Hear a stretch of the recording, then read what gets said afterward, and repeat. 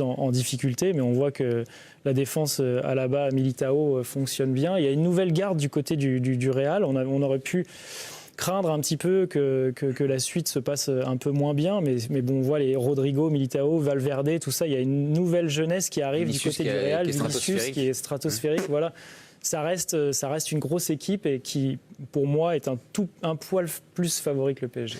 Je m'adresse aux deux anciens joueurs sur la situation de Mbappé, le fait de se retrouver libre et de très très probablement jouer contre son futur employeur. Est-ce que ça peut, dans l'approche du match, perturber quand même? Moi, je trouve que c'est pas facile. Ou motiver, ou je sais pas. Hein. C'est motivant. L'un après l'autre, Vikash puis de Ludo. jouer contre son futur club, de jouer au Real Madrid et puis de prouver qu'on a le niveau. Je pense pas que ce soit...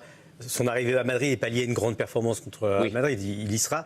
Et après, il a un petit avantage, le Real est premier du championnat, après il jouera aussi la Ligue des Champions l'année prochaine, donc éliminer le Real, c'est pas empêcher le Real de faire la Ligue des Champions, d'y arriver en jouant la Ligue des Champions, mais c'est pas facile. Je pense qu'inconsciemment, voilà, on joue contre nos futurs coéquipiers, on a en même temps envie de briller, en même temps c'est une situation qui est assez étrange. Et en plus, il est libre, c'est-à-dire qu'il est nulle part un peu à un moment.